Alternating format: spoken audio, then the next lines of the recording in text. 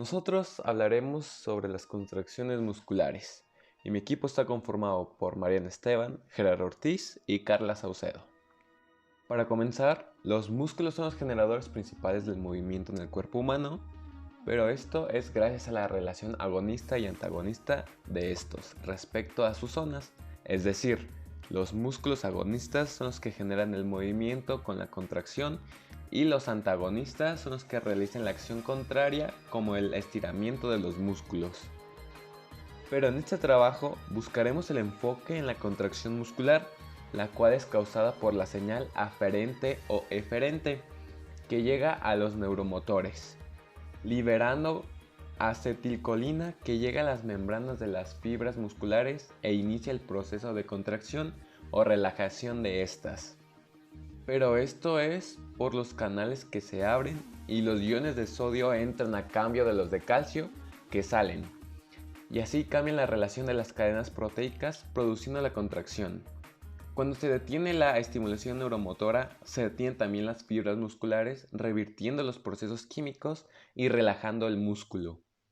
Una vez ya entendido este proceso fisiológico, se explicará cuántos y qué tipos de contracción existen, así como para qué sirven, por qué estos dependen de los que queremos potenciar y entrenar. Ahora, existen 4 tipos de contracciones, pero la única que se queda estática es la isométrica. Las otras 3 son de procesos dinámicos, que son las isotónicas, isocinéticas y auxotónicas. A continuación, se explicarán las siguientes contracciones con ejemplos para su mejor comprensión. Contracción concéntricas. La contracción concéntrica es un tipo de tensión muscular isotónica que se produce gracias al acortamiento de las fibras musculares y a la superposición de las proteínas actina y miosina. Esta tensión solo es generada gracias a que el músculo vence una resistencia y cambia su longitud. Este tipo de movimiento se genera una vez que todos los componentes del interior de la fibra muscular ejercen su función posterior a la generación del proceso fisiológico. Las fibras se acortan logrando así una disminución de la longitud muscular que vence la resistencia externa y termina en la posición final. Un ejemplo de esta clase de fuerza es la más conocida, ya que es la generada cuando flexionamos el codo y cuando extendemos la rodilla. Otro movimiento en el que se puede observar la contracción concéntrica es cuando nos colocamos de puntillas. En este ejercicio realizamos un entrenamiento del músculo gastrocnemio.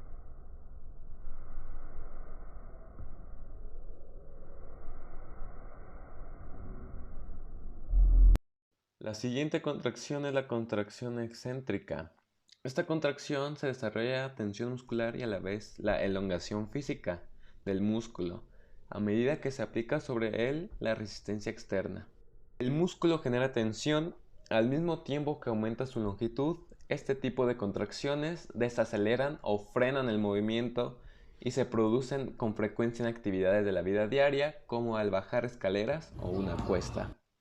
En este caso, el músculo cuádriceps se contrae de forma excéntrica, desacelerando la flexión de la rodilla y permite descender controladamente. O en acciones deportivas como son los cambios de dirección, y además funcionan como una fuente de amortiguación durante distintos movimientos. Contracción isométrica. Las contracciones isométricas son definidas como un proceso fisiológico en el que se genera una tensión del músculo, pero las fibras musculares se mantienen con la misma longitud y son diferentes a las tipo isotónicas. ¿Por qué? Porque en estas no se genera ningún deslizamiento, es decir, no hay alargamiento ni acortamiento muscular. En este tipo de contracción muscular se genera una tensión constante que hace que se genere un desplazamiento de los filamentos musculares, luego las proteínas actina y miosina se unen y generan una fuerza para que se logre el movimiento final. Esto quiere decir que aunque las fibras se encuentran bajo una fuerza que varía, estas no se alargan ni acortan, sino que más bien se mantienen fuertes y resistiendo a los factores externos, a diferencia de las excéntricas y concéntricas que sí producen un movimiento visible. Como los ejercicios isométricos se hacen en una posición y sin movimiento, mejorarán las fuerzas en una sola posición específica. Tendrías que hacer varios ejercicios isométricos a través de que toda la amplitud de movimiento de la extremidad para mejorar las fuerzas de los músculos a través de la amplitud. Contracción auxotónica. Las contracciones auxotónicas son aquellas que se producen cuando combinamos los dos tipos de contracciones que hemos explicado anteriormente.